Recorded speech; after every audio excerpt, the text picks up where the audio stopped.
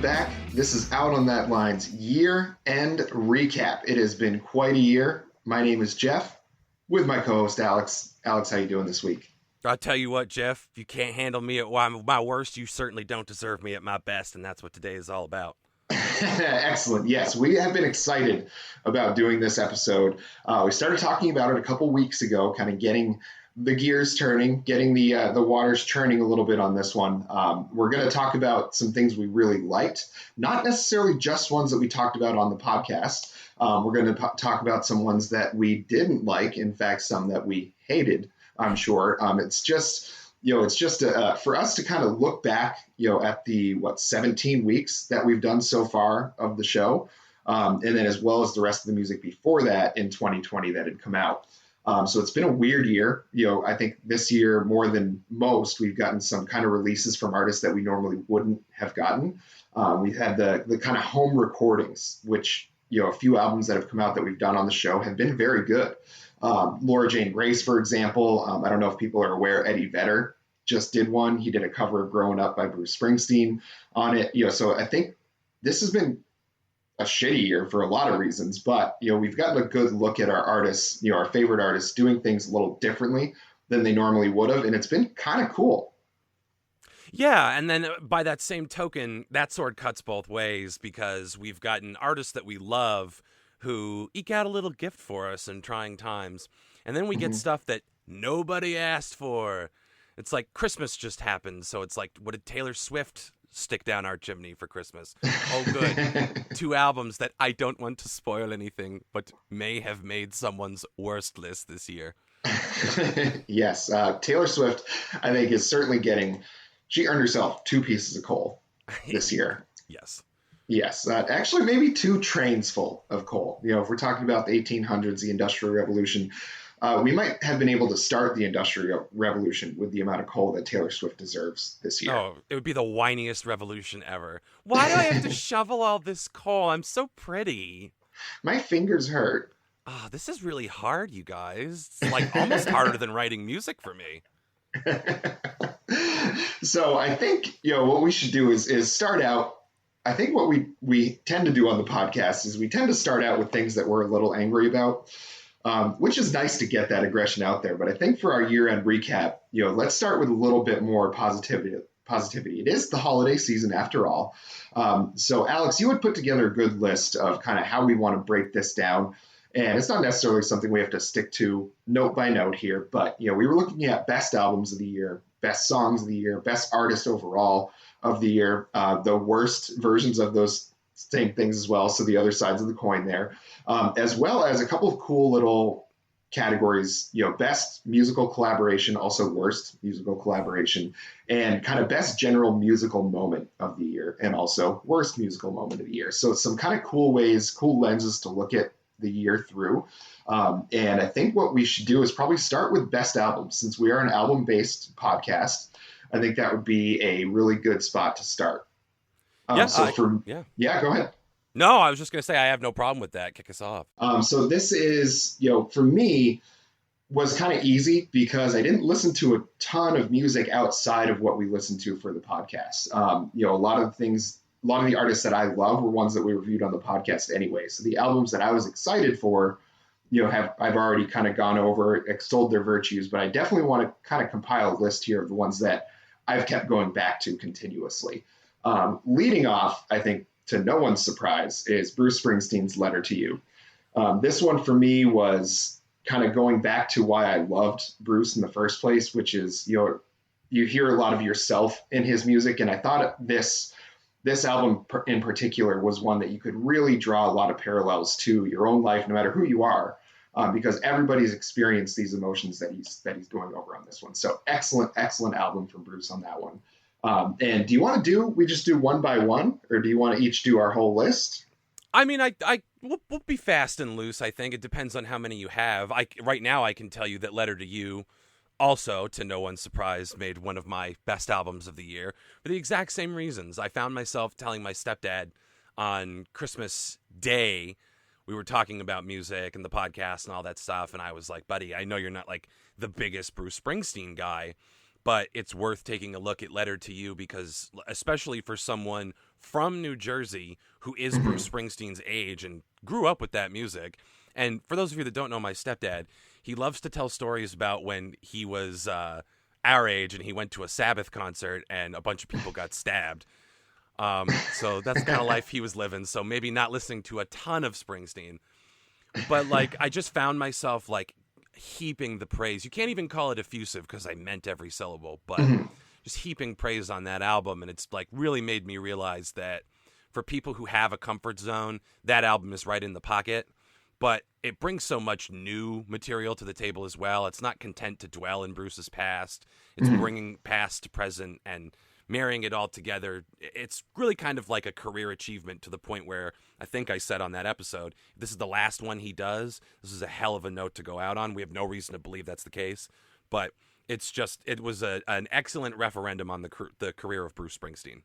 Yeah, it was that one. I think, I tell everybody that I talk to, and a lot of people aren't necessarily Bruce Springsteen fans. I think they kind of look at it as their dad's music, not necessarily their music. I think I implore you, give it a chance, give his other music a chance, because there's something. He's over the 50 years now that he's been really a prominent artist.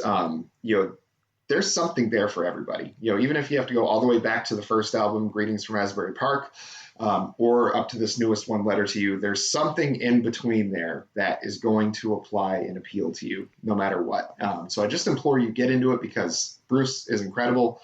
He's one of our best artists ever. And, and certainly this album kind of lives up to his name.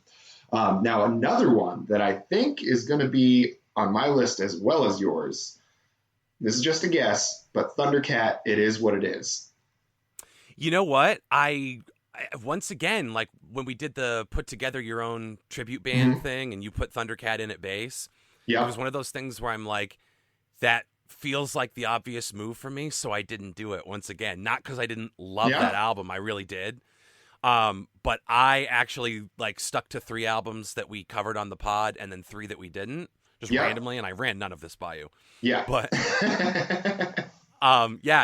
I didn't pick that, but not because I didn't love it. Yeah, well, that's understandable.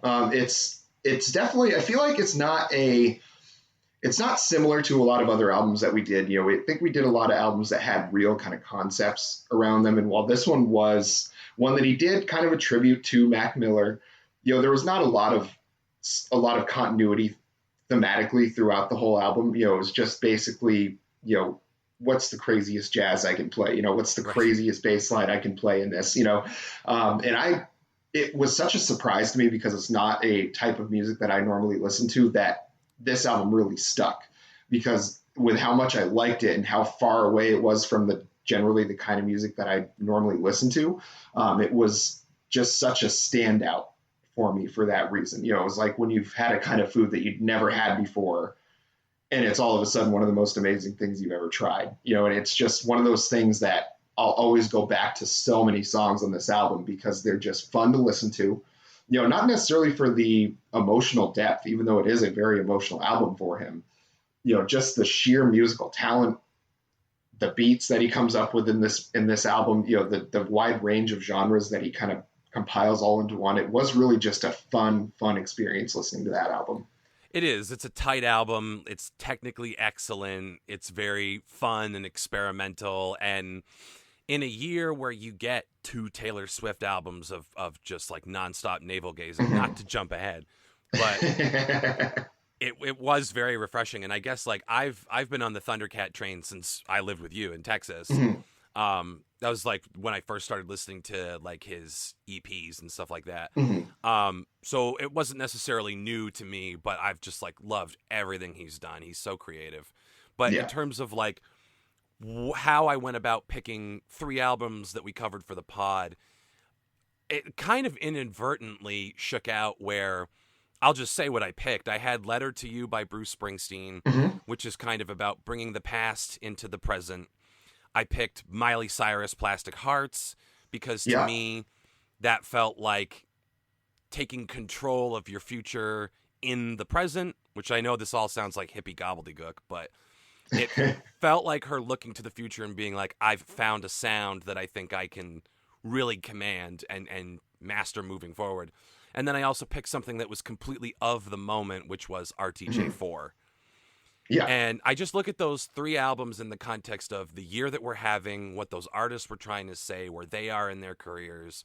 And they felt like beyond the quality of the album, just purely the music that was on the album, what are they trying to say? How does it match up with the moment?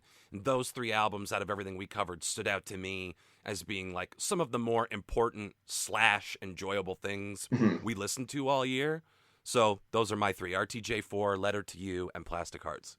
Yeah. I also had RTJ4 I figured on my list. Run the Jewels for me, I think Run the Jewels 2 was when I first really kind of got to know, who they were.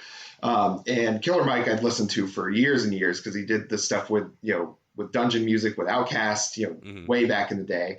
I've listened to him for a long time, and I'd heard of LP, just from, kind of tangentially through other artists that I had listened to. I hadn't really listened to much of him at all. And still haven't listened to much of him outside of Run the Jewels. But yeah, Run the Jewels 4 was one of the best albums of the year, I think, specifically because of all those reasons that you said. The time that we're in, the voice that they have, the fact that they're unapologetic about saying exactly what they want to say. They'll talk about smoking a blunt in the same song that they talk about social issues. There's no, they don't have, they present themselves all as one package instead of just trying to say, okay, well, this is a protest song and this is a party song. It's, they're all things at once, and it's just really kind of refreshing to have them do that, and it's something that I think no matter what kind of musical background you come from, of things that you enjoyed in the past, the talent that they both have, the production talent that LP has, where, he's a perfectionist, he's the kind of guy where they kind of have to rip the stuff out of his hands. They're like, it's ready. You need to release it, because he'll just stay trying to fix it forever and ever and ever. It's just, you can hear how passionate they are and how much fun they're having doing it. So, for the same reasons I love Thundercat, that's the reasons I love Run the Jewels. And because they just, no part of it is ever uninteresting to listen to. There's no Run the Jewels song, even from this album or any of their past ones, that you're going to put on and be like, oh, this is bad, or they didn't put as much effort into this as they should. And I think that's why this year they've really blown up, is because people have realized that Run the Jewels is one of the most important musical voices that we have going right now. Yeah, and they've taken everything that Kanye West defenders, and don't get me wrong, I love Kanye's music. Friend of the pod, Tyler, like really took me on a deep ride into it, because I'd heard, like, as much Kanye as the next person. I was like, yeah, it's good. But then, like, when someone really appreciates it and they kind of Clockwork Orange you and make you sit there and, like, consume it, and synthesize and analyze and all of that stuff, you see it on a different level. So I'm high on his music. When it sucks, it sucks. I did not like some of the stuff off Pablo. Most of the stuff off Pablo. But if you are one of these people that believes, like, oh, he's not crazy, he's just receiving messages from the universe at such a rate that he can't process them all, like, Run the Jewels have that same gift, I guess, where they've got a lot of information to process. They've got a lot on their minds. It's different themes and stuff. They just do a better job of streamlining it and making it interesting, and not about themselves. Kanye West, a little too much about, like, this is Kanye making a statement about Kanye and Kanye's role in the world. And Run the Jewels are like, this is what we see going on around us, and we're going to try to make a little sense for you. And it's like you said, we'll get you in here talking about how much fun we're having smoking weed. But now that you're here, do you have a minute to sit and talk about police violence? Like, it's a beautiful marriage that never hits you over the head and stands up as just excellent fucking music with a great message. So for that reason, they're at the top of my list to end the year. Yeah, absolutely. I had 2 more I'll mention real quick, because I am very interested at the 3 that you picked outside of the pod. So I want to get mine out of the way, because they're both ones that we did on the pod. The Weeknd, After Hours. I think The Weeknd in general is just a really excellent artist, and After Hours was a truly great album. And this is another chance for me to really tell people how pissed they should be that he's not nominated for one single Grammy for this album. I think after he kind of came out with his statements about how upset he is about it as well, there's been a lot of artists that are coming out and saying, well, the Grammys is kind of bullshit anyway, so we're not mad that we're not nominated, but it is still the biggest musical award show in the world. No matter what you want to say about it, it is still the biggest platform for artists to get recognition on. Other than maybe the Billboard charts themselves, the Grammys, getting a Grammy is a validation in itself. Getting nominated is a validation in itself of the work that you're doing. And it can make or break a career. Like, it really, truly can. For The Weeknd, it's not going to matter either way. He's established enough. But if a new artist to come out with an album as good as After Hours and not been nominated, they might not get a record label to give them a deal for a second album. So it is a big deal in that, it can make or break a career. I will absolutely recommend After Hours. I think top to bottom is a really excellent album, a really interesting look at the celebrity lifestyle that he unapologetically lives, but still sees it for what it is, and I think it's a really interesting, it's almost like a documentary of his life in R&B form. It's a really excellent album, and I can't recommend that one enough for people. And the other album that I had on here was Laura Jane Grace, Stay Alive. Now, this one was one of those ones that I mentioned was the kind of at-home quarantine album that she wrote and recorded, I think, very quickly. She just decided when Against Me wasn't going to be able to go out on tour that she was going to go ahead and just do her own album. And she's done her own kind of side projects and solo stuff in the past anyway. So it's not as if this is a brand new thing that she's released music outside of Against Me. But, knowing the history of Against Me and knowing the history of Laura Jane Grace, this album felt like a real kind of culmination of all of those influences, both her life outside of the music as well as the life in the industry, really kind of culminating and coming together to make a really excellent solo album. Yeah, and the thing with that is, like, to me, it had moments where it was very hit or miss, but that's what made it such a great album, is it was just total expression. She wasn't really trying to filter it through anything. So sometimes you have a thought worth, exploring and talking about further, and sometimes you don't. But you have to put it all out there. So, I mean, I respect it for the whole rather than the sum of its parts. So that was another really good one. And then I guess I'm going to jump into, did you have more on your list of? No, that was it. I want to hear yours. I want to hear these three that we didn't do on the pod. We'll do these three real quick. The first one obviously is Mordecai by Khruangbin. I've crowed about it a couple times. A Samson Simpson, I stick by my story. It's a great album. It's fun. I'm not saying it's like the best thing I've ever heard, but it's an earworm. Yeah. I got into that album. I bought it on vinyl. I spun it a million times. So it's just something that lends itself to a lot of different moods. It's a little different. It's very light on lyrics. It's extremely world music focused. So for that reason, I recommend Mordecai by Khruangbin. Also, Phoebe Bridgers' Punisher was one we did not get to cover. There were two albums we didn't get to cover in 2020. I was hoping we'd get to. No reason we can't in 2021. But Fetch the Bolt Cutters by Fiona Apple is one I'm not personally super interested in, but it's got so much hype around it. I think Pitchfork named that their best album of the year as well. I think you're right. And I do believe it's nominated for Grammys. Fiona Apple is nominated. And she came out and was like, the Grammys are horseshit. So you can't say it's sour grapes for The Weeknd, right?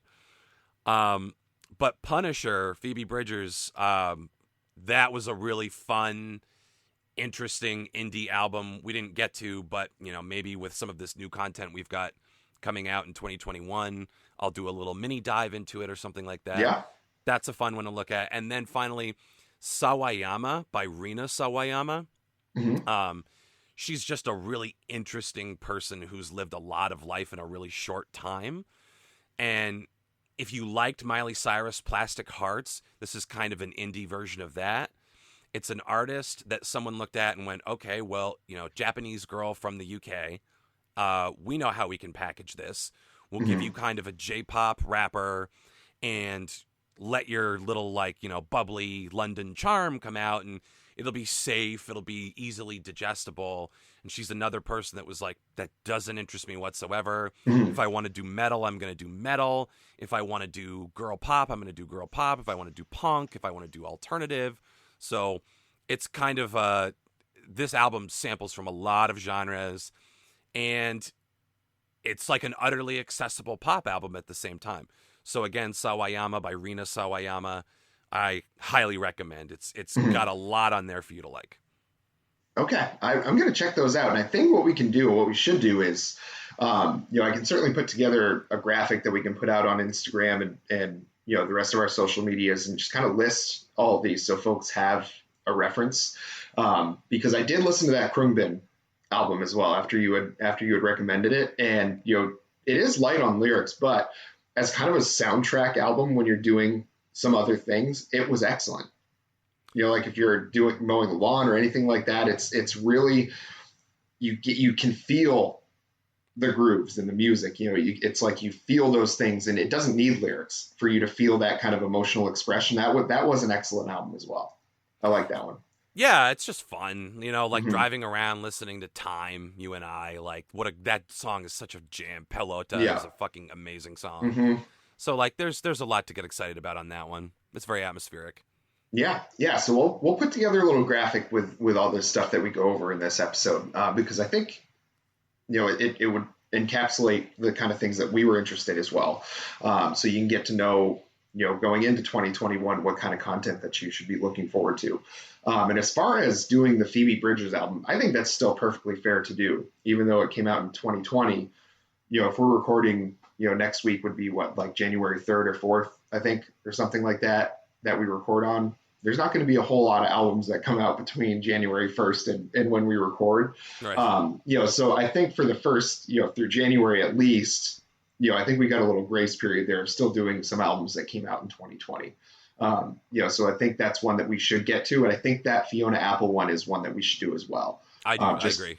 Just because seeing the accolades that it got, and I'm really not that familiar with Fiona Apple, other than, that song, I think Criminal was the one she came out with years and years ago, which I enjoy. And I know she's a very good artist. I just haven't, that world hasn't come into my world, as of yet. But I think those are two albums that we should probably do.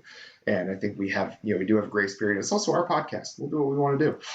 I mean, fuck, we did a CCR album that came out in 69, 71, something like that. So yeah.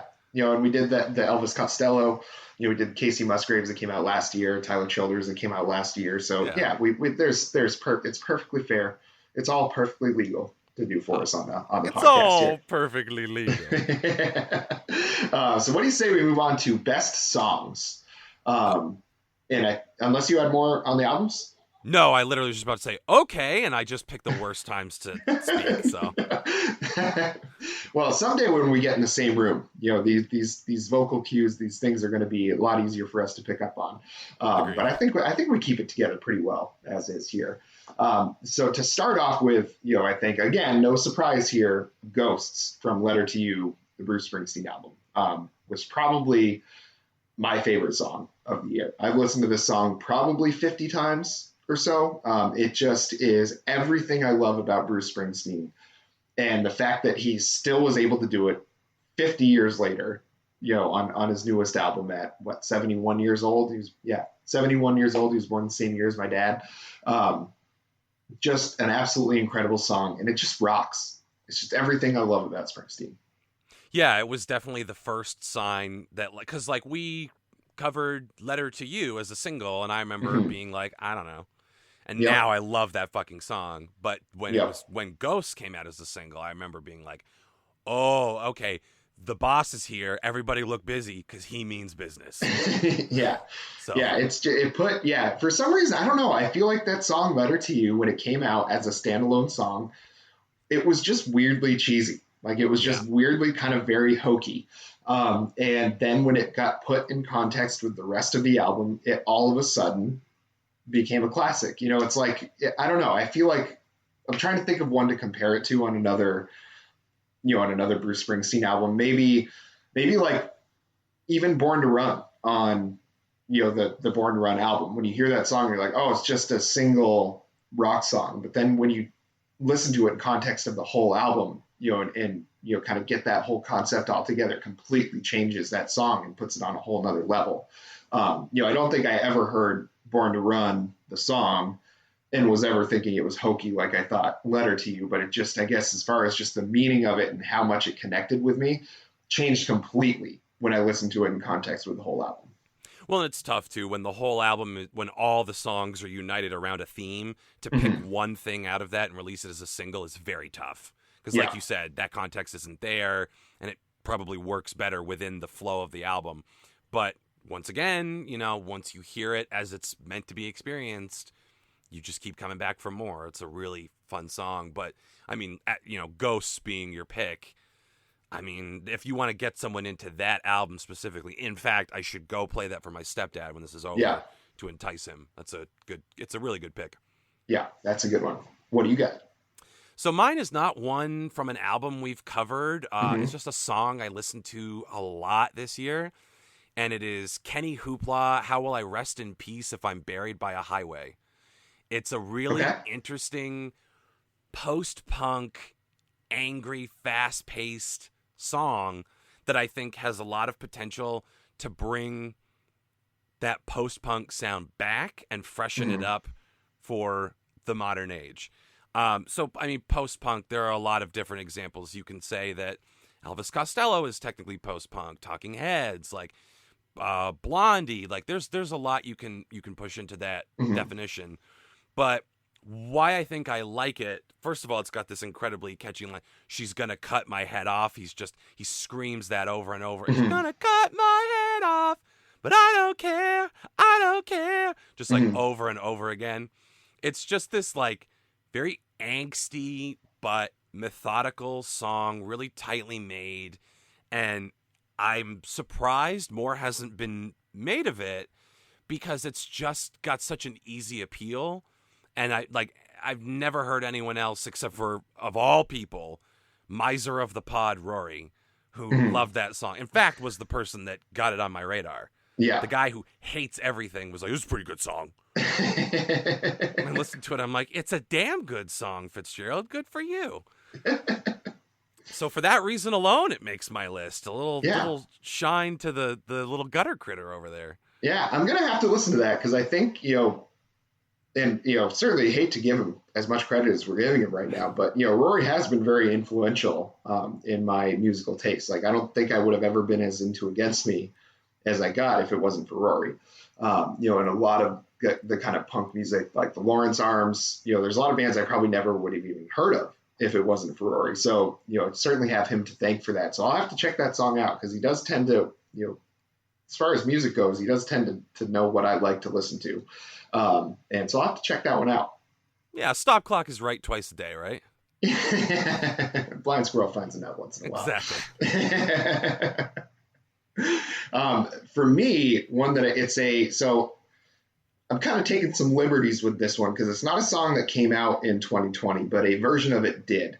So Sturgill Simpson's Cutting Grass Volume 2. So we did the Cutting Grass Volume 1 album as one of the selections on the pod, but he came out with the second version of that, the second volume, pretty recently. The version of Keep It Between the Lines on that album is absolutely incredible, the bluegrass version of that. It's just so funky. It's just such a fresh take on it. It's one of the reasons why Sturgill has cemented himself as one of my favorite artists, because he just decided to take an already great song that he had on A Sailor's Guide to Earth and change it up completely and make it as good, if not better, than the original. And I don't know many other artists that would, take one of their pretty recent songs, change it like he did, and make it sound so good on this new album. And by his metric, a song is great if it can be just you and a guitar. So to follow that logic, if you strip something back and it maintains its level of quality and the meaning isn't lost, it's a good song. If it relies entirely on like the killer guitar part and you suddenly don't have that and it's a bad song, it was never a good song to begin with. Yeah. You just liked the guitar part. So that's the power of Sturgill. He's extremely versatile, extremely committed. So yeah, that's a good one too. Yeah. What do you got next? Honestly, I only really picked one pick for best song. Yeah. I kept for song best and worst to one pick each. Okay. So All right. Kenny Hoopla, just again because I've listened to that song over and over and over and over and over this year, like since I found out about it. It's just one of those songs you get into a mood, you put that on.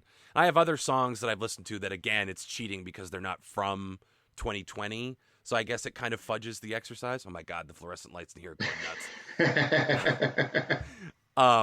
Having a rave over there. Yeah, right. It's perfect for that song too. I wish we could play it on here. Just gonna cut my head off. It's just a fucking absolute jam. So I knew, like, with authority, that's my song of the year. And I hope there are big things for Kenny Hoopla. I would assume, I haven't found any information on it, but I would assume there's an album coming out sooner rather than later. So I'm looking forward to that. Okay, well, I'll have to keep my eye on that. I have one more. I picked 3 for my best song. So I had Ghosts, Keep It Between the Lines, and I had picked Dying Breed by The Killers. This is one, and I kind of went by the metric of, like, what songs have I listened to the most? Like, what ones when I have a song to listen to on my way to the store, like, which one am I going right to put on? And Dying Breed by The Killers off their new album was one of them. And it is just one of those songs that, you know, obviously I love Bruce Springsteen. The Killers are Bruce Springsteen kind of disciples. You know, they very much, you know, I think I read in a review that one of their albums was like a neon Springsteen fever dream, you know, and I couldn't think of a more accurate kind of way to describe them. And Dying Breed is just such a huge bombastic song. You know, it's got that really kind of, you know, you're either with us or against us. It's us against the world kind of vibe to it, you know, where he's like, baby, we're a dying breed. And it's just such a Springsteen kind of lyric, but sung by Brandon Flowers and this huge kind of electric rock band that the Killers have become. And it's just such a good song. And, you know, that's such a good point, too. Like, lines like, they say the devil's water ain't so sweet, you don't have to drink right now. Yeah. Like, if you told me Bruce Springsteen wrote that for them, I believe you. Yeah. You know, they're just almost to the point of cheesy, you know, but for some reason, when you embrace that as an artist, you know, instead of like looking, you know, the Killers, Brandon Flowers is probably never going to sit there and tell you that he's written the greatest lyrics of all time. You know, he's never going to sit there and tell you that, you know, that Bob Dylan is a hack, you know, because he doesn't write lyrics as good as Brandon Flowers does. You know, he's never going to do that. I think when you embrace that cheese, that kind of hokiness, and really go after it, and it's authentic, you know, then it becomes authentic. It doesn't become something that you're trying to write because you think it's good. You think people are going to find it to be very deep and emotionally relevant for them. It's just, he's just basically writing himself a movie when he writes these albums, and he does it better than anybody else right now. This Killers album was a really nice surprise when we did it. I was never like a huge Killers guy, like, again, pretty much the standards. So I'm glad that we did that one. It ended up being a really nice surprise, and I've gone back to it a couple times since we've covered it. So good year for the Killers. Yeah, it was a good year for the Killers. Hopefully they got maybe another 2 years. We'll do their next album. Yeah. It'll be a Patreon only episode. Yeah. So let's get into best artists, and then we can get into Terrence and Folks Apart. All right, I love it. Some things that we're upset about. Yes. So I'm just going to name my 3 best. I'm just going to name them right off the top here. I'm going to say Sturgill Simpson, Bruce Springsteen, and Thundercat. As far as the music that I've continuously gone back to listen to, the messages that they've put out, you know, I follow Thundercat on Twitter now, and he's just a delight. He's just an absolutely off-the-wall person, marches by the beat of his own drum. Bruce, obviously, with the new album, you know, as well as his kind of political statements, you know, has been a really relevant person this year. And then Sturgill as well, with his comments about the CMAs, releasing 2 albums, you know, the Cut and Grass albums, even though they were songs he'd already written, you know, to reimagine 2 full albums worth of music is not the easiest thing in the world to do, especially during a pandemic, to get that all recorded. You know, those 3 guys, to me, you know, really kind of made my year in music. Definitely. And as far as like Sturgill goes, yeah, he could have farted out a 2-part best of and still made money off of it. Yeah. And literally put no effort into it other than like, the best of Sturgill Simpson so far, volume 1. Like, he could have done that, and he didn't. And you know, look at what we got. He's incredibly prolific and hardworking. I mean, Bruce Springsteen, he proved he still fucking got it. And Thundercat, you know, the sky's the fucking limit for him. I really can't argue with any of those choices. And my pick for artist of 2020 is another friend of the pod. It's that real hot girl shit, Megan Thee Stallion. There's my artist of 2020. What a fucking year for her. Yeah. I mean, I get that, like, end of 2019 is when things, like, started to really kind of pick up steam for her, but 2020 saw the release of her, like, it saw the release of Good News, first of all, which is huge. It's that album. But I mean, the Savage collaboration with Beyonce. I don't think it's a good thing that she got shot by Tory Lanez. Yeah. But she's interesting because she took that incident and it didn't become like the defining moment for her. It became a footnote in her story because that's what she made it. She was like, I'm not going to sit here and play the fucking victim because of a, you know, small-brained, fragile-egoed man did something. Like, she could have milked that and made that her shtick. She addressed it in the first half of one song and went, getting shot is not the most interesting thing about me. It's just something that happened. It's a piece of trivia. So she is so interesting to me because she can hang with the guys.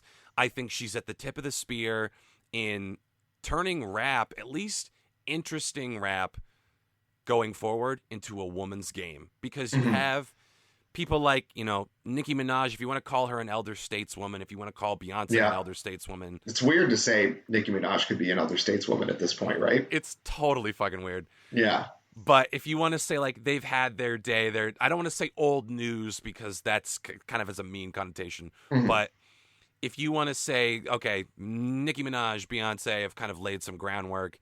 And then you have, like, Doja Cat, who had herself a year too, but I just don't think has captured the national zeitgeist as much as Megan Thee Stallion, because Megan Thee Stallion is real as fuck. Her sense of style is real. She knows who she is, makes no apologies for it. She's called Megan Thee Stallion because when she was a kid, everyone said, you're built like a pony. You're stocky like a little horse. And she took that and went, okay, well, the other meaning of stallion is unstoppable, blue chip, and that is me. I'm a stallion. So now that I've blossomed from a, you know, thick baby pony into a fucking grown-ass female horse, which sounds weird because I'm very attracted to her, and it sounds like I'm attracted to horses now.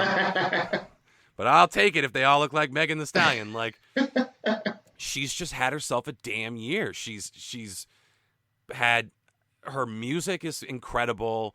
Her personality is 100. Like, she's really got the makings to be someone that is going to be a leading voice in the changes that take place in rap. And I think, mark my words, rap is going to become a woman's game starting in 2021. I think you're going to see women completely take over the game. They just have way more to say at this point. They're way more interesting about it.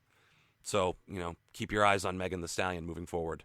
Yeah. And I think, you know, and there's a lot of artists that, you know, they're interesting people, you know, they're interesting as celebrities in a lot of instances, but when you have the talent and you come out with an album as good as Good News is, you know, that's what's going to give Megan Thee Stallion her staying power. So as long as she continues to produce the good music, that means she's going to stay relevant enough that we can enjoy everything else that she does. You know, I can see her easily getting into acting at some point, you know, because she's just got this really kind of big personality, this almost like ethereal presence about her where it's like, you know, you kind of get a sense with some people like that's a star. You know, you get that sense about them. I don't really get that sense about Doja Cat for some reason. You know, I think she is talented and I do enjoy her music. I just think that she doesn't have as much of that aura about her. So when you say that she didn't quite capture the same things Megan Thee Stallion did, I think that's the difference is, you know, Doja Cat has come out, you know, as a fairly prolific artist at this point. You know, she comes out with a lot of stuff And she does like to try a bunch of different things, but I think if you sit them both down for an interview, I think you're going to get a lot more interesting insight from Megan Thee Stallion than you will out of Doja Cat. And I think that's the difference between them, is because Megan Thee Stallion has something to say in whatever realm she decides she wants to get into. I think Doja Cat is specifically just musically is where she has her things to say. Yeah, and the thing with Doja Cat too is there's kind of a just comes across as a little condescending. Like I've watched interviews with her, I watch like her Instagram content, and there's this kind of like element where she simultaneously doesn't take anything seriously but takes herself way too seriously. And like I don't give a shit about this, but like the fact that she said if you guys get the Say So remix with Nicki Minaj to #1, I'll show my boobs. Yeah. And like she's obviously, I'm not like, well, she had an obligation, a verbal contract to dump them out on Instagram Live. But just like the fact that she did that and then was like, you guys were stupid for believing that. It's like, yeah, you know, simps can be fucking dangerous. There is nothing to say that there's not a Mark David Chapman out there that's going to go, okay, Doja Cat deprived me of boobs, so maybe I should go to her house and threaten her. Like, that's like, do what you want, obviously. Nothing that you do or say gives anybody the right to cause you bodily harm, but her disdain for her fans, some of whom are only in it for her ass, and for the fact that she kind of like leads with her sexuality, like you're playing a bit of a dangerous game to be so disdainful about it. And I also think it reframes the conversation again from social issues, and she's under no obligation to talk about those things if they're not interesting to her. But I think it all conspires to make her feel a lot less substantial, for as much as I enjoy her, than Megan Thee Stallion. And to your point about acting and stuff, I think that's 100% on the horizon. Fun fact about her, she's a big horror fan. Okay. And she's got like an idea she described it as like the movie Halloween, but kind of set in the context of the world of rapping and female rappers. So like, I think ostensibly she would make that as a star vehicle for herself. But I mean, the fact that she's thinking about these things, she's written scripts, she's done like a horror short before, I forget what it's called, but she's obsessed with horror, which I also love. So I think you are going to see her branch out into a lot of different areas. And I'm really interested because she's just, again, got a wholly original voice. And, you know, the sky's the limit. I mean, and it's not to say that it hasn't happened before. I mean, look how much success Rob Zombie has had in the horror film genre. And I mean, he came from music. So, I mean, the path is there. So I think absolutely if that's something she wants to do, then she's definitely got the creative energy to get something like that done. You know, so I think if that's something she decides that's what she's going to get passionate about and make it happen, I absolutely think she can do it. And that's a great pick for Artist of the Year. You know, I think as far as just capturing the kind of national attention musically, she's probably done a better job than anybody. Yeah, I would say so. And that's kind of what I was thinking about is like, okay, it can be the best for me. What would that be? But also like who is undisputed? And I think like you would have a hard time arguing against her inclusion. If you want to say she's top 10 or top 5 or whatever, we have to have that debate. But she's on that list. Like, or you can debate if she's #1, but she's at least at the fucking top, cream of the crop here. Yeah. So that's who I'm putting my vote behind. Yeah, absolutely. That's a good one. So we've gotten our favorites out of the way. You know, the ones that we objectively think have put out some really great creative content for us this year. I think if folks have listened to the podcast, we also tend to enjoy talking about things that we don't like. You know, getting that aggression out there. So I think what we should do is start with the worst albums. And for me, there's a tie at the top. And just so happens to be that they're by the same person. Talking about Folklore and Evermore by Taylor Swift. And I think now this one I can feel safe in saying at least one of those two is also at your top for this year. Well, Geoff, when you're right, you're right. And when you're right twice, you're right twice, because those two are at the very top of my list for worst of the year. Just the most minimal effort. And the more I see from her, the more upset I get. And I understand it's stupid to get upset at artists for image reasons, but I hate this thing now where she's like created herself a quarantine aesthetic where it's all cardigans and her hair is like, when she doesn't do anything to it, it's very curly. This Mhm. idea that she's now pitching herself as just some girl, you know? Yeah. Like relatable, the girl next door, because she is to be pined after. And, maybe if you're lucky, she'll pine after you and write a song Yeah. about that boy that she spent that summer with and broke her heart. There's just the music becomes less and less substantial artistically and emotionally as we go along.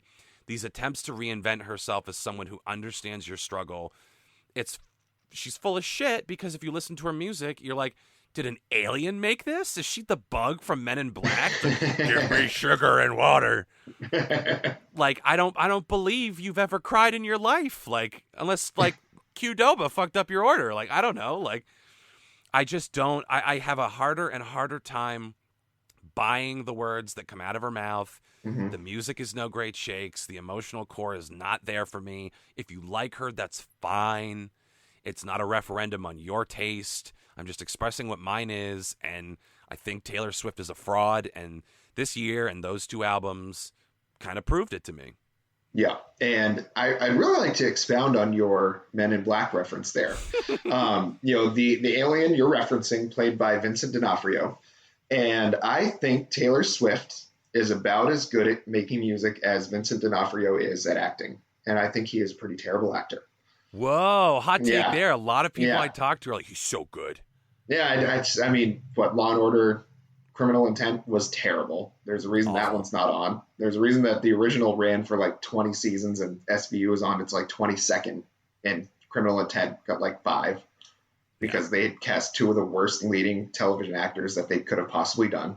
I think probably Full Metal Jacket is the only role I've ever liked him in, and maybe as the alien, because who could really fuck that up? I just think he's bad. He played, what was the Kingpin in Daredevil? It's Yep. terrible. Yeah. Yeah, I mean, just bad all around. And my biggest problem with Taylor Swift is, I think you were kind of touching on it a little bit, where she treats music as an aesthetic rather than a real, true creative vehicle. It's more about an image for her.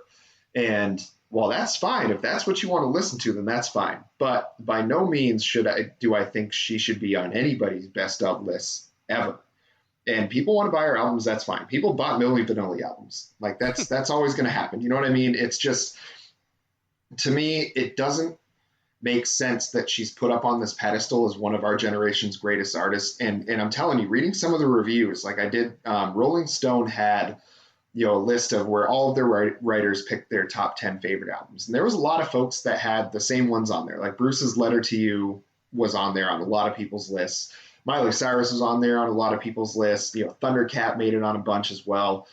Phoebe Bridgers was on a lot of people's lists as well. Fiona Apple. So a lot of artists that, I think deservedly so were on there. It may not all be music that I liked. And a lot of the choice I was like, I didn't really like that album. But there's a difference when I say I don't like something like Yacht Rock, when I've had a pretty firm stance against that. I don't ever question the musical ability. To me, it just is music that doesn't ring true to me. And that's not the case with Taylor Swift. I've tried to like it. We went into these albums completely objectively to say, well, maybe we've just judged her wrong. Maybe all we've heard is her pop music and to me, that's the best thing she's done after listening to these albums, is those pop songs, the We're Never Getting Back Together, the Romeo and Juliet song. Those are the ones where it's like they're earworms. They're made to be on the radio, and for what they are, they do it very well.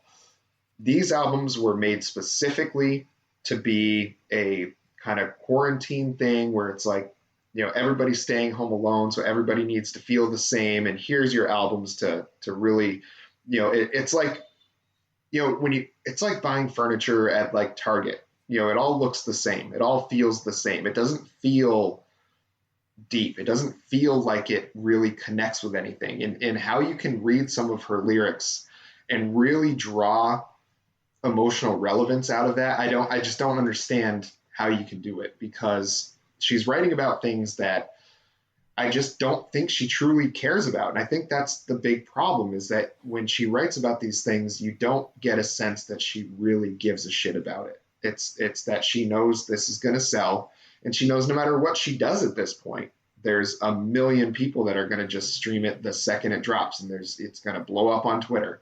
It's going to sell out at Target. And it's just one of those things where it's kind of, there's a lot of space in music. There's a lot of space in the world for new artists but when that space gets continuously taken up by her releasing 2 albums in a year of really mediocre music, then think of the artists that don't get a chance because, they didn't create the Twitter buzz that Taylor Swift does. It all just seems so contrived to me, her whole career at this point. It really is upsetting.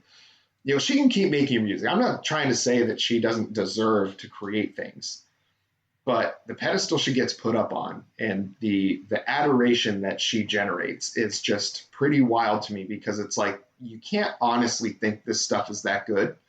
And I think people are just so committed to being a Taylor Swift fan at this point that they can't say that it's bad, because then it calls into question everything they've listened to before that and the choice they made to be a Swiftie in the first place. It just, I don't know. None of it seems very genuine to me, and it all feels very just kind of fake.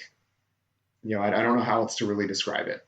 Well, I mean, her music was created in a fucking lab, and she might as well have been too. Again, she a lot of times strikes me as the blueprint for what a Martian would do if they were trying to take over the world with pop music. Mm-hmm. It's got to be something that's easily digestible, totally middle of the road.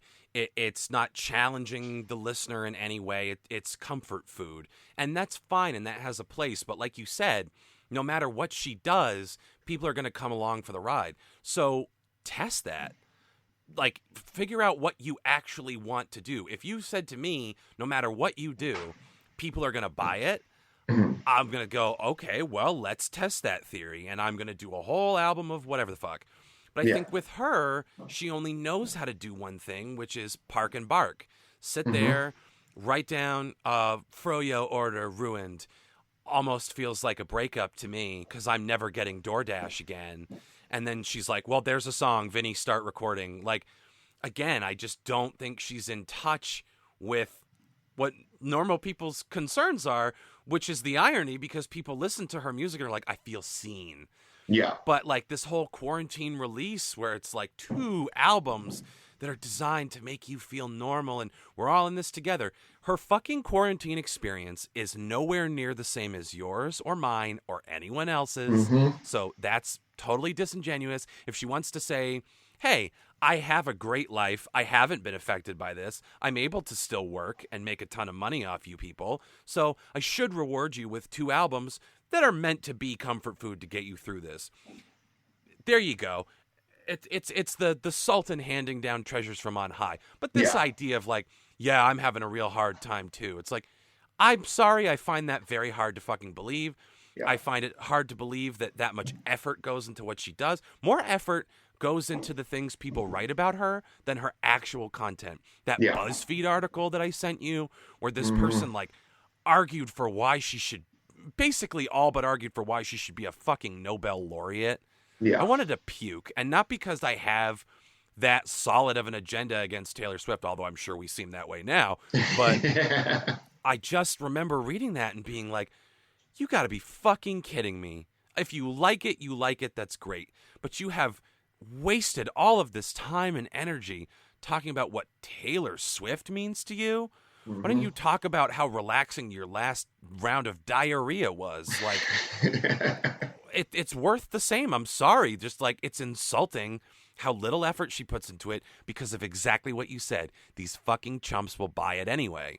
So we're not necessarily turning this into a referendum on Swifty's taste, but she sure makes it hard not to when she insults your fucking intelligence like that, and you still support her. So do what you're going to do, but I'm sorry. I just don't think she cares about her fans, because if she did, she'd challenge them and do more than she has, because it's just the same garbage every time and it keeps getting diluted. Yeah, it just seems like she's picked her lane and she just keeps narrowing it down further and further and further. So she's really just on one track now, because she fills that whole void of, now she's kind of filled up the whole void of folk music. And this is what people are going to consider folk music. And it's just there are so many great folk artists still around, and not just talking about ones that existed before, like, Bob Dylan before he went electric. I don't think she's making anybody listen to him less or anything like that. But there's tons of artists that do their own really indie kind of stuff that she's just taken up all of the space for that, with these albums. And I just don't think and if she matched, and was as good as those other ones, like if she was as good as the Haim album, I would say that's great. It's great that an album that good has been that popular, but the quality of the music does not match how popular it has become. And the fact that she had, I think it was the guitarist from The National. The National is another, I don't know, we've never really talked about them, but The National is another band that I just think is terrible.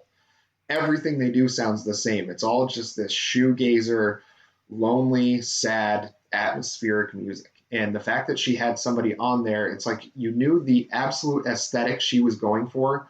She couldn't do it herself. So she brought in Justin Vernon from Bon Iver, and she brought in Aaron Dessner from The National, because she knew they do those things better than she does. And that's who she needed, because if you're not going to be passionate enough to get good at the type of music, I understand having a producer come in that can polish things up. But if you're not going to be passionate enough about the style of music that you're playing, that you're advertising yourself as being a participant of, it just, the best things that she did was when other people came in to help her with these songs. And it's just like, go back to the pop music, go back to like the Red album, and like, what was the other one? 1989 or whatever that other one was.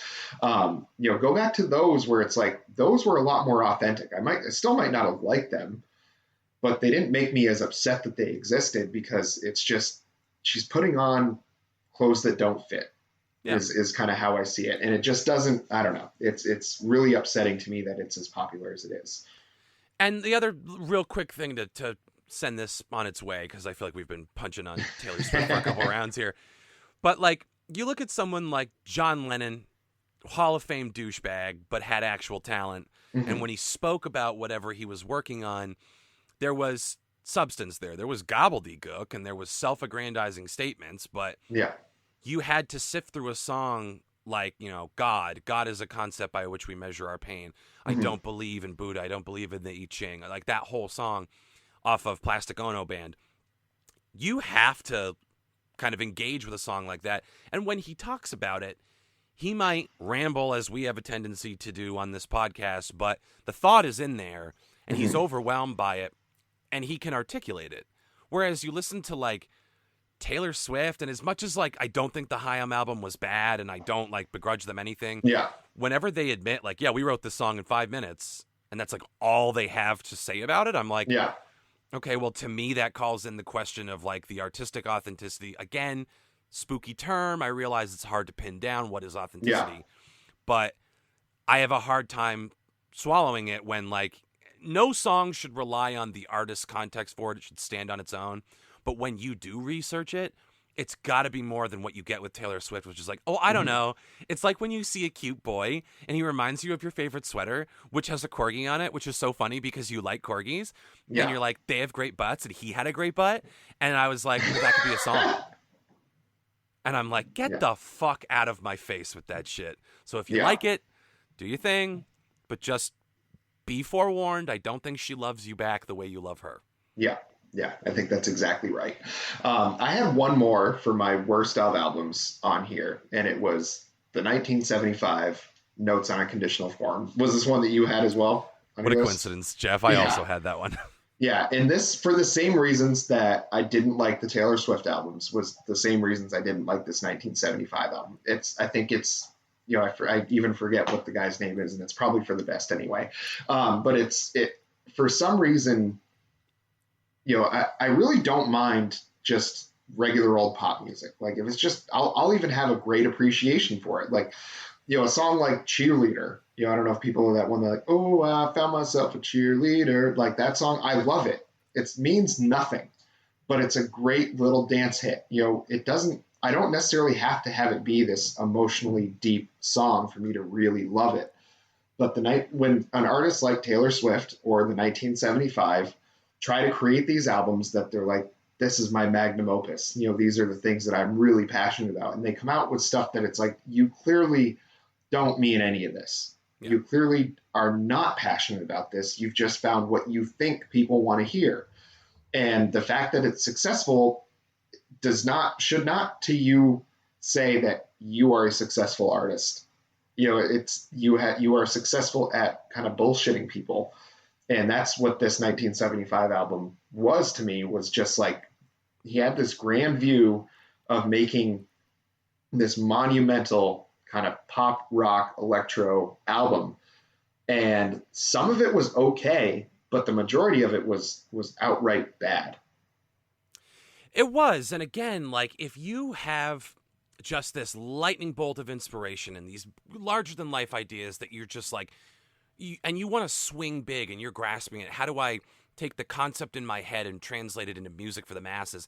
If you swing big and you miss, that's completely understandable. Mm-hmm. But if your attitude is, and I have to assume from the quality of work and the interviews again that go with it, that with the 1975 Matty Healy is banking on that album coming out, and two things. Well, one thing, he's banking on people who are too afraid to admit that something that they like was not up to their standards, mm-hmm. because they think it means they have bad taste. So I love Elvis Costello, but when he comes out with something that sucks, like, I did not like half of his new album, Hey Clockface. There's some stuff on it I was like, hey, all right. And then the stuff he released as singles, I was like, fuck this. This sucks. Mm-hmm. And that doesn't mean I have bad taste for liking other stuff that he's done. But people are so afraid to admit that something they love that maybe they have a stake of their own identity in might not be that good or has lost a step. Yeah. So people like Matty Healy are banking on releasing something, and his fans are going to go, they've done it again. They've done it again. They just keep releasing all this gold. Like, now an album has to be just outright. You basically have to release a blank CD to get trashed in reviews, because if the person reviewing it liked you already, they will make excuses for, like, well, Matty Healy, it might not be like the most profound thing, but it doesn't matter. It's the thought that counts. And it's like, no, the thought is what counts when you put in the fucking effort. And all this was sitting around literally navel gazing. I'm so mad. And just being like, all right, well, whatever comes rolling out of my little pea brain next is going to make it to the album. And it's clear that that's what happened. So much the same flavor of everything I've said about Taylor Swift. Rewind the podcast for the last 12 minutes and just substitute the 1975 for everything I've said about Taylor Swift. Same deal. Yeah. And for me, it's the kind of thing where it's like, Bruce Springsteen has released albums that I think are dog shit. Mm-hmm. Like the Working on a Dream album was not good. Sucks. Devils and Dust was not good.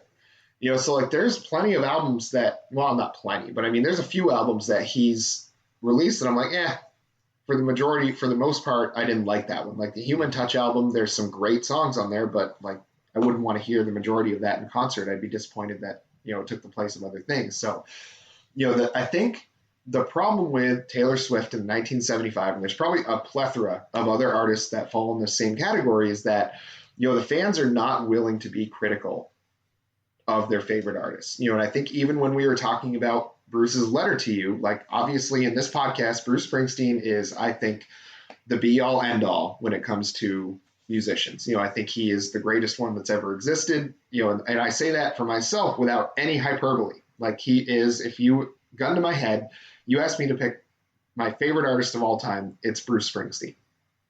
I'm still perfectly willing to be critical when things aren't up to snuff. And there was a couple songs on Letter to You that, I still were like, I would skip them because I'm listening to the whole album anyway, but are not as good as the other ones on the album. And I think when you're unwilling to be critical of your favorite artists, that's when they lose credibility, is because then they don't have to really give any critical thought to what they're producing. Like Taylor Swift could have probably taken 5 songs from each of those albums and made a pretty decent album. And if she put that together and made it so, we probably wouldn't have hated it as much, because I think between the two of us on that first album, there was a couple songs that were okay. And then on the second album, I'm sure we each could have found a couple songs that were okay. So, even if she came out with a 12 song album, we each picked, we got 6 that we liked out of the 40 that she released on these 2 albums. I think that's something that would have been much better. And I think people not being able to be critical of their favorite artists is a reason why, it is kind of dangerous. I think it means that people are not going to be as creative as they should be because they know no matter what they put out is going to sell. Right, yeah, and then that also exposes those people. You're only in it for the money or the attention, and you're worried about that drying up. And it's very clear from Taylor Swift's lyrics, like she thrives on attention and affection. Yeah. So if that's gone, she doesn't exist. Her own sense of object permanence is tragically skewed. Yes. And if I can grandfather in one more album very quickly, I don't have much to say about it. It's not one we covered. Meghan Trainor's 2020 release. It's called like My Treat or Treat Yourself or whatever the fuck. I'm not even going to dignify it by looking up the actual title. What a fucking garbage festival. If you want to listen to this album, go ahead and take whatever's in your trash right now, stuff it in your ears, and go to bed. Like, that's basically what this album was. Straight up trash, start to finish. I didn't realize we were still letting Meghan Trainor make music, but maybe now we should stop. I didn't know that she made anything other than that. She was that all about that bass, no treble song, right? Yep. I mean, I like being fat, but I'm going to lose a bunch of weight and then fat shame people. Yeah. I know you lie. Your lips are moving. That song's about you, bitch. You wrote that song about yourself. Yeah, I don't think I've ever liked anything she's released. I certainly didn't listen to that album. So, I'm going to go ahead and trust you on this one and continue not listening to that album. Do not engage. So what do you say we get to, I feel like worst songs. I mean, I didn't really have any worst songs. They both came from the Taylor Swift in 1975 albums because they were just so actively bad. I think the one by Swift is my absolute worst song of the year. I mean, that's the one I think was the second single that everybody was just clamoring for. And they were just like, this is the greatest thing she's ever done. It's like, it literally, the lyrics say nothing, say less than nothing. All it says is that she knows how to rhyme words. Yep. And by that same, yeah, exactly. Well, and if we're going to talk about an artist who has all the accolades in the world, is in fact a Nobel laureate, a poet in his own right, a towering figure in folk and Americana, changed the landscape of music. I think Geoff knows where I'm going with this one. I am giving worst song of the year to Bob Dylan's Murder Most Foul. 16 minutes of absolute fucking gobbledygook. Just goes to show you need to be critical about the greats. Like, we need to be able to be critical about our artists when they fuck up, and he tripped over his own pee-pee on this one because it is a dog shit song. Yeah. I am mad at people that I respect when, like, Timothy Showalter, Strand of Oaks. Yeah. He was like, oh, I listened to it, and then I sat and meditated on it and listened to it again. I'm like, you wasted over 30 minutes of your life. You should have been working on that new album. Seriously. Yeah. Taking a good shit in total silence is worth more of your time than listening to Murder Most Foul. Fuck that shit. It's just like boomer fetishism about, like, where were you when Kennedy died? You know where I was? I wasn't even fucking alive yet, so how do you expect me to connect to this stupid song that you've written? Like, you wrote this for a very specific group of people, and that's fine, but I'm not obligated to like it because it came from Bob Dylan. Fuck off. Yeah, I'm pretty sure even my dad didn't like it. And if there was a more target audience for that song than my dad and his generation, then I don't know what would be. But even he didn't like it. So that's pretty much all I needed to hear. I listened to it anyway because I felt like, we're a music podcast. Yeah. Bob Dylan comes out with music. Like, you got to at least give it a listen, whether we really cover it in depth or not. It's just not. It was not good. Yeah. Not good. Yeah, garbage. Yeah, not garbage. I will say, though, that we should be looking forward to a new album from Strand of Oaks pretty shortly here. I'm pretty sure. I think he's done recording and everything. So look for that one on the pod, I'm pretty sure. Now, I think we can move into our worst musical moments. And for me, this really kind of dovetails with worst collaboration as well. So I think we probably have at least the same one of them. But why don't you start on your worst musical moment of the year? Well, my worst musical moment actually dovetails with my best musical moment of the year, where my worst moment was the CMAs completely snubbing John Prine, Jerry Jeff Walker, and Billy Joe Shaver. Now, I have no fucking clue who Billy Joe Shaver is, so I don't want to be a hypocrite and be like, he's so important, but at the Yeah. same time, I'd be more of a hypocrite if I was like, they forgot John Prine and Jerry Jeff Walker, who are the guys I've heard about, and I don't care about the one that I haven't. Yeah. So I went and I listened to some of Shaver's stuff, and I can see why people like it, and I can see why people, if you are a fan of him, would be upset, because those whatever I think of them, whatever my experience is with any of them. I can't say I'm the biggest authority on John Prine or Jerry Jeff Walker, but they meant something to the world of country music and got completely fucking snubbed by these supposed gatekeepers of the craft.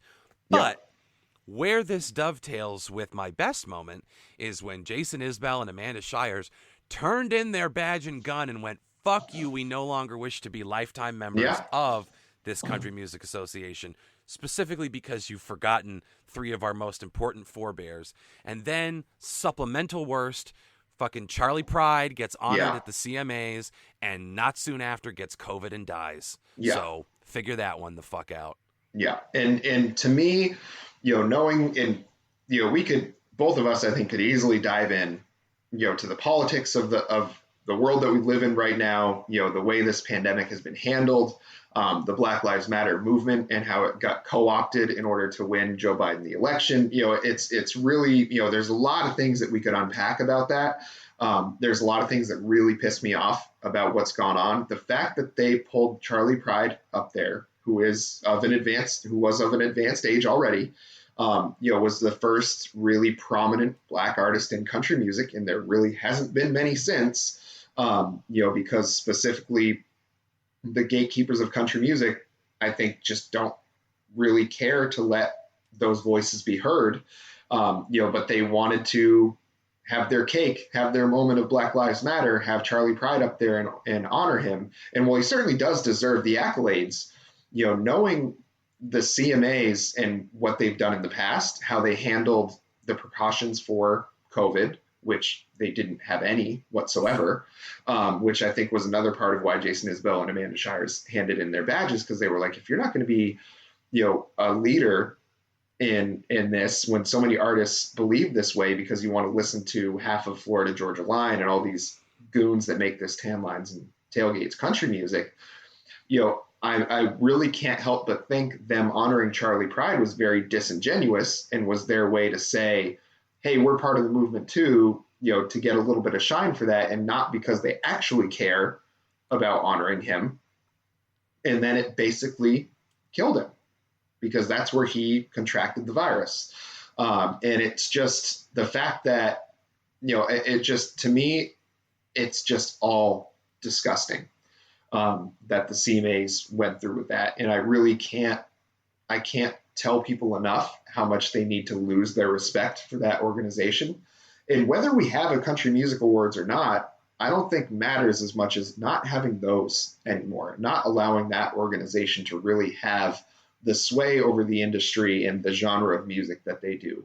Because when artists like Tyler Childers and Sturgill Simpson and Margot Price, and these folks are speaking out and saying, hey, you guys need to change how you do things. You need to start taking responsibility in the world and leading the way, instead of just falling in line with folks because you don't want to make people upset.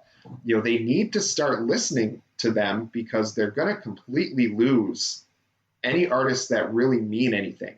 Because I'll tell you, this generation, this Luke Bryan, the Jason Aldean, all these folks that make this kind of music, that's not going to last. This is a fad. People still listen to George Strait and Patsy Cline and Glenn Campbell and all these stalwarts of country music past, because that was classic, great music. There was nothing bad about that music. This music these days is great for the radio.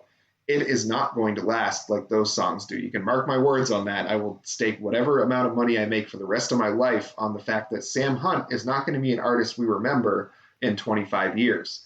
the fact that the CMAs have completely sold themselves out to this style of music is really going to be the end of their organization, or at least should be. And I guess the only hope I hold out is, like, you talk about how BLM was largely co-opted by the Biden campaign to get Orange Badman out of office. Mm-hmm. And while that is obviously getting rid of Donald Trump is a worthy goal, but you're correct that this movement that exists by black people for black people was taken over by the fucking Democratic Party and given a fucking new coat of paint. And also used by the other side, used by Republicans. Yeah. Like, BLM is burning down cities. I'm like, show me what fucking city burned down during all of this, you dumb motherfucker. And then also, look at what side of politics dovetails with country the most. I don't want to paint with a broad brush, but the fact that the CMAs came out and they were like, hey, let's just have a nice chill time, y'all, and not talk about the fact that, you know, the country's a giant pile of COVID shit right now. So there'll be no political statement. Nobody better pull a Kaepernick and take a knee during the broadcast. Yeah. But it's the equivalent, and bringing Charlie Pride in, not to like demean him, because if receiving the Lifetime Achievement Award meant something to him, I don't want to take that away from him. Yeah. But it sure on the CMA's part smacked of, well, I have lots of black friends. I can name them. Charlie Pride. You know, the guy that was with that did the Play Chicken with a Train song. You know, he did country. What's his name? It's not coming to me. I'm just, I didn't get enough sleep last night. You know, it's just everything going on. Like, they, like, not to be offensive about it, but they basically went, who is country music's token black guy that we can make, like, ourselves look great by elevating him? And it's like, then the gesture fucking means nothing because you did it for the wrong reasons. Yeah. And I think despite things like that happening, co-opting someone like Charlie Pride for your own selfish reasons and then killing him, or co-opting the BLM movement for your own selfish reasons to raise your profile, I think more and more we are seeing, if you want to call us the proletariat, you're seeing the people on the ground. We are not content to eat the fucking scraps anymore. We are not content to let anyone rest on their laurels. And I think you're absolutely right in the sense that Morgan Wallen is not going to be receiving a fucking Nobel Prize anytime soon. No. These people will be exposed with time. It is the best disinfectant. As time goes on, we are going to stand less and less for this bullshit. And I think you will see the wheat separated from the chaff, and maybe Sturgill Simpson never wins a Country Music Association award, but who gives a fuck? The ceremony itself and the organization itself will become less and less relevant the more people do outside of those structures and avoid the gatekeepers. Yeah. Small tangent, someone like Tim Dillon, who is a comedian and a podcaster, in the worst year fucking ever, made his nut. He makes $76,000 a month off Patreon on his podcast.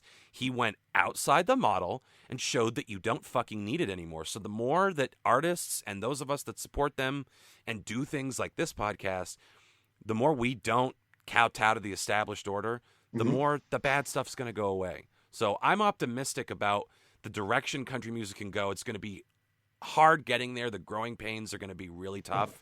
But I think we have a lot to look forward to with more socially conscious, artistically inspired and invigorated people who are going to take back the art form. Yeah.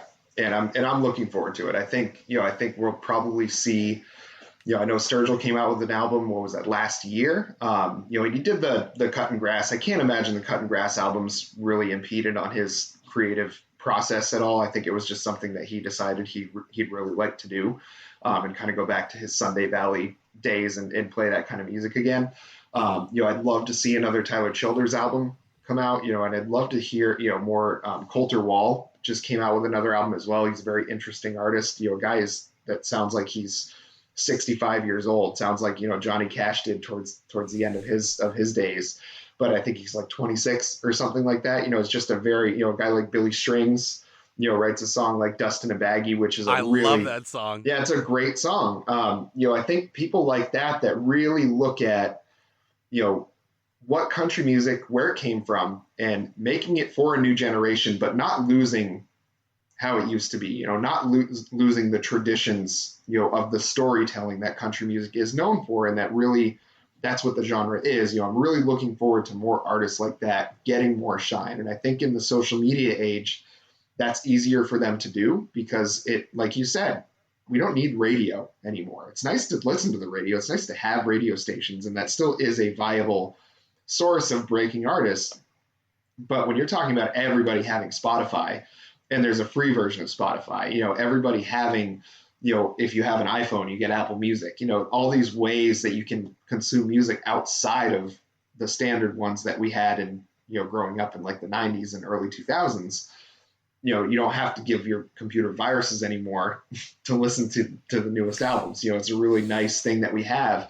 And I think the more that gets taken advantage of, the more that artists, just decide not to even bother with radio, the more success we're going to see them have. And that's encouraging to me because it's going to make less and less space for the songs that just don't mean anything, for the artists like Florida Georgia Line and Luke Bryan and Jason Aldean. And I already hear less from them, in the last few years than I did previously because, it's so much easier. There's so many more mediums for artists to get their music out there. And I really think moving forward, we're going to hopefully have kind of a renaissance about, what we deem acceptable, for artists to release. And I'm really excited to see what they're able to do with it. As am I, absolutely. And bring back Kazaa in 2021, y'all. Yeah. Oh, God, LimeWire? Oh, fuck. Yeah. Oh, man, I remember LimeWire just absolutely devastating my family computer. Sorry about that, Dad. Yeah, that's and a laptop of mine. But that was for other, there were other things getting downloaded that were problems. Let me just say I can only speak for myself, but it wasn't me downloading music that moved the family computer. Yeah. And moving on, for me, my worst musical moment is also my worst musical collaboration. It was Eric Clapton and Van Morrison. And if you listen to a recent podcast, I think it was two episodes ago that we kind of went in on them. And they both have decided that COVID is not something that needs to be worried about, in the face of making sure that the music venues and touring survives. And the motivations for them could not be more transparent because nobody is buying an Eric Clapton album these days. Nobody is buying a Van Morrison album these days. These two are making their money from live shows and touring. So when they say, we need to save this for other artists, I understand there might be some other artists that benefit from it, but they're not really looking to benefit other artists. They just want to make sure the venues stay open so that they can make their money. And the way that they're going about it is not in any sort of really genuine way. And the biggest problem I have is that there's so many artists that are donating, amplifying these organizations that are really trying to keep venues open. And it's not specifically just so that they can make money. Laura Jane Grace has been very active with trying to keep these kind of mid-sized venues open. And while those are the size venues that she and Against Me and the other bands that she plays with will play, she has such a good respect for other artists, not only in her genre, but in every genre. She says everybody should get an opportunity to play these things. So she amplifies the voices of the organizations. Now, the organizations that Eric Clapton and Van Morrison are amplifying are theirs. And the biggest thing is, I don't know how much room there is for other artists to get promoted in those things more than they just want to make sure that they have a viable source of income. And they've both proven themselves to be very shitty people in general, in different ways, but shitty in general. And it just, I don't know, it's so transparent why they're doing it. And it's upsetting that anybody would take it seriously. I mean, it's the same thing as the Charlie Pride thing with the CMAs. It's couching a very selfish motivation under the guise of altruism. Well, we don't want these venues and these artists to suffer, so since we have a platform, we'll make sure that they're taken care of. And it's like you said, like that revenue's got to come from touring at this point, especially because the internet exists. That information is out there. You can see what an absolute piece of shit Eric Clapton is. I'm sorry, but as someone who's, perhaps done a substance or two in his life, I can't say that drugs have ever made me racist. No. So Eric Clapton can be like, oh, I was out of my head and I got on stage and talked about how all the black people should leave England and it's a white man's country. The drugs didn't make you do that. The drugs were a key in the keyhole that opened it up, and you just let it all come pouring out of your little fucking pea brain. So don't sit there and pretend like, oh, I'm a victim of substance abuse. Like, no, you're fucking not. That was all in there, and the drugs just brought it out. They just allowed you to be uninhibited. So don't give me that shit. How disingenuous to people with actual problems. So these guys are full of shit. Their little crusade is totally full of shit. We'll always have Astro Weeks, but other than that, I'm done with both of these motherfuckers. Yeah. And I certainly am never going to spend money on anything that might possibly benefit them. If it turns out that Van Morrison has a couple albums that he doesn't make any money from, I might buy those specifically just so I can show him and say, hey, I bought these albums of you that you get nothing from. And it's just, for me, I don't know. For someone like Eric Clapton, I've never really thought he was great. I've thought he was okay. Like, I've enjoyed Cream. I've enjoyed some songs that he did. But I've never thought he deserved to be on a platform, and put up there with like the Eddie Van Halens and Jimi Hendrix and Princes of the world. I've always thought he was a pretty mediocre artist when he creates things on his own. His best songs were covers that he did of other people. I Shot the Sheriff is a great song, but he didn't write it. Right. And it's just, Van Morrison was the more disappointing one to me because of just how much of his music I've listened to, how much of it was really great. Like Astral Weeks as a whole album is incredible, but, specifically Domino, Dark Side of the Road, Into the Mystic, Brown Eyed Girl is one of the most ubiquitous songs ever that I've never gotten sick of, and it takes a certain talent to be able to do that, because you think of, and I've just painted myself into a corner here. I can't really think of another. Don't Stop Believin' by Journey. An objectively pretty good song, but I've just been beaten over the head with it in my life that I can't really stand to hear that song anymore. It's not a bad song. It's just one I'm absolutely tired of. Brown Eyed Girl is just as famous as that one, but never have gotten sick of that one. Anytime it's on, I'm good with it. And it's just, for me, so disappointing to hear him say that, and it doesn't surprise me, I guess, because when you look at an artist like Elvis Presley, basically stole black music. Eric Clapton did the same thing.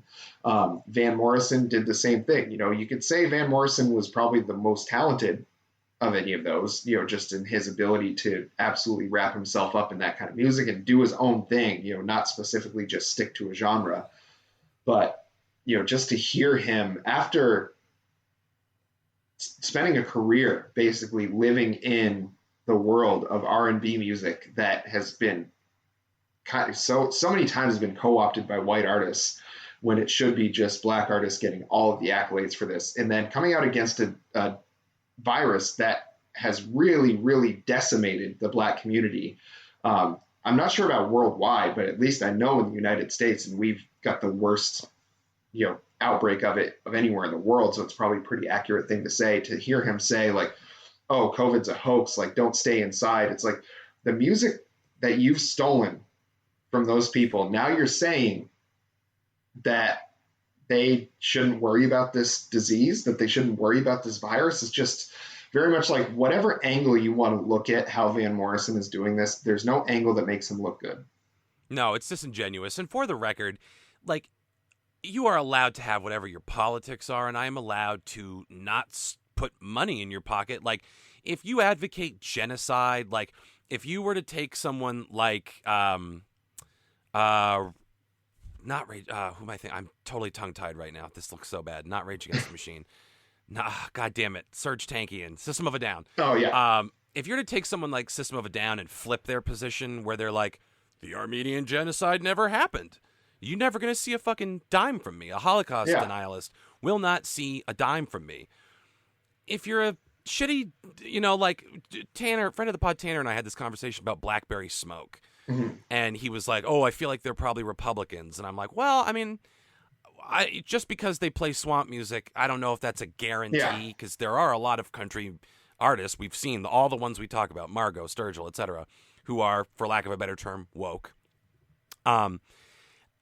you can have minor political disagreements with someone and still listen to their music. Mhm. But why would I let someone like Van Morrison, who is arguably talented, like, why would I let someone like him reveal his motivation, which is, I just want to make money, I don't actually care about any of you, Mhm. and then go, yeah, good enough for me, and give him money? So Yeah. it's less of me being like, if you don't agree with the lockdowns, then fuck you, and more like, if you don't agree with them simply because you're losing money off of it, you don't care about other people, which means you don't care about me. So why am I going to give you my precious money so that you can encourage other people, like we're talking about here, to die, to take their lives in their hands, to keep you in figgy pudding and ascots? Go fuck yourself. Yeah. Yeah. It just is not it's not a good look. And I think it's going to really kind of taint his legacy as an artist. Because for me, I'm never going to be able to think of an album like Astral Weeks without feeling a little weird about the fact that I still like it, and I think that's going to be a problem for him. And I think Eric Clapton's always had that stigma about him. I think anybody that finds out what he said, and again, like you said, like, drunk words are just speaking a sober mind, is kind of how I always have looked at that. Is nobody becomes somebody that they're not, or that they've never been when they do drugs or drink too much. That's always been in there. It's just when you do the drugs or drink too much, that's allowed to come out now. You don't have the filters that you're able to keep up to keep those things inside. So when he said that stuff, like, at no point when someone says something when they're hammered, do I, maybe it's the way they act or they get mad or something like that. I'm like, okay, well, you were just drunk. But if you say some racist shit when you're hammered, like, I'm not about to think that that's not something you only thought of because you're drunk.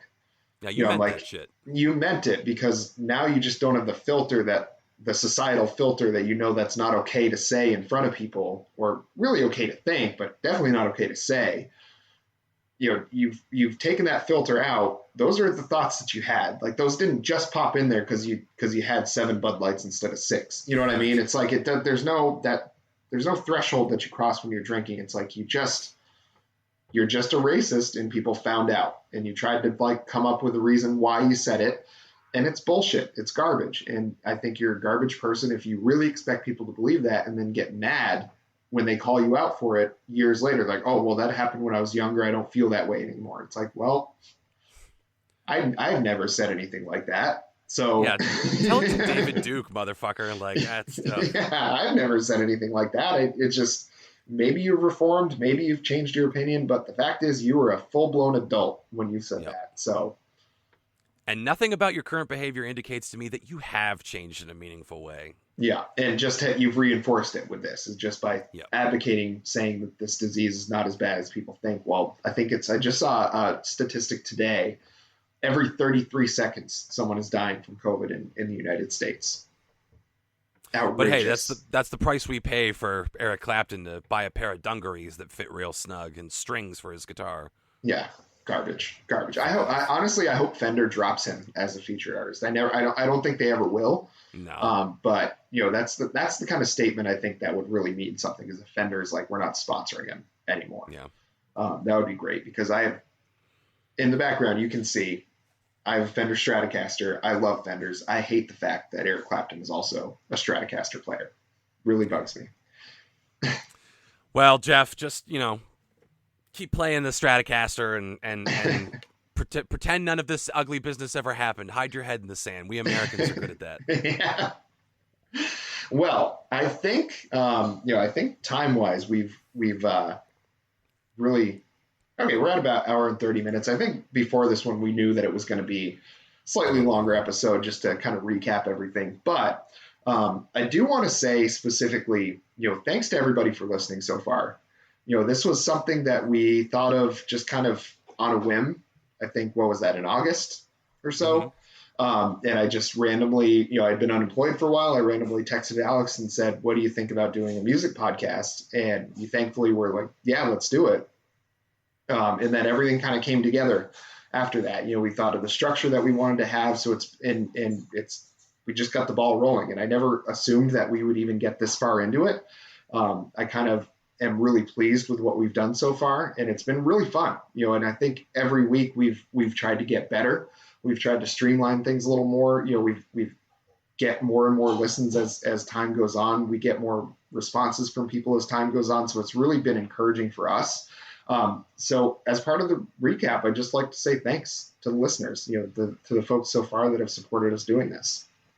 Well, and I would just like to say, you guys could do more. You could do better. Spread this podcast around. Nice compliments from Geoff, but I really think you guys could be doing more for us, and quite frankly, you should. No, to echo Geoff, why put a hat on a hat? Thank you. This has been really fun to do. It has changed the way I listen to music. It's kind of sharpened my critical analysis. It's made me more aware of what other people are listening to. I just think it's like both a great exercise and hopefully entertaining for you guys. The feedback we've gotten has been extremely positive. So thank you. Yes. And I don't know if you want to talk about what we're going to be getting into next year, this being the kind of last episode that's coming out in 2020 of Out on That Line, but we do have some new content coming. Do you want to leave it a surprise and just roll it out? Yeah. Okay. They'll get it. They'll get a little surprise when they get a little surprise drop. Okay. Well, we do have some more, so it won't just, we're going to continue to do the regular episodes as always, but we're going to have some new things for you coming in 2021. We've both been kind of gearing up for it, getting ready for it. So when we're ready to roll it out, we think it's going to be pretty special. And we hope you think so too. Just another forum that you can hear what we have to say about some certain things in music. But definitely, we want to keep hearing from you. We want to keep these album submissions coming in. I know this is nothing new for you to hear. We say it at the end of every episode, but it really means a lot to us when you do submit things, because then we know you're listening. And we get to know the kind of music that we might miss otherwise, and I think it's something that has been really important to us so far. I think we've got 6 or 7 of the albums that we've done in the 17 regular episodes that we've done that were audience submissions. Yeah. So it's really, it's a pretty good ratio, and it's ones that, otherwise we pick ones that maybe people didn't care so much about. So it's nice when we get that feedback from folks for those albums to listen to. Keep following us on all our socials. Instagram, you find us at Out on That Line. We do have the Facebook group now, which has been pretty great so far. You'll find us Out on That Line podcast on that. On Twitter, it's Out on That Line 1. And you can always email us outonthatline@gmail.com. We're on all major podcast networks. So whatever you prefer to listen to, chances are we're there. If you have one that we're not on, just let us know, because we very likely could get ourselves on there. We just may not be aware of it. But just, let us know. Keep telling us what you want to hear, maybe what you don't want to hear. And we appreciate the critical analysis just as much as we like giving critical analysis about the album. So just let us know what's been good so far, what you didn't enjoy. And hopefully we can just make this even bigger and better going into 2021. Yeah, and we are on YouTube, by the way, now. I've put the old episodes. It's static imagery, but I will tease that it probably won't be static imagery for long. So you have that to look forward to moving ahead. Yes. And we continue to expand, and we appreciate your help in doing so. Yes. And did you have anything else you want to plug? Yeah, since this is the last one of the year, I want to get in one last quotation to send us into 2021. To close out this dog shit year and to bring us positively and Out on That Line podcast into 2021. Share a little quote from my Uncle Frank Zappa. This is one of my favorite quotations of his. All right. Information is not knowledge. Knowledge is not wisdom. Wisdom is not truth. Truth is not beauty. Beauty is not love. Love is not music. Music is the best. Hell yeah. We'll see you next year.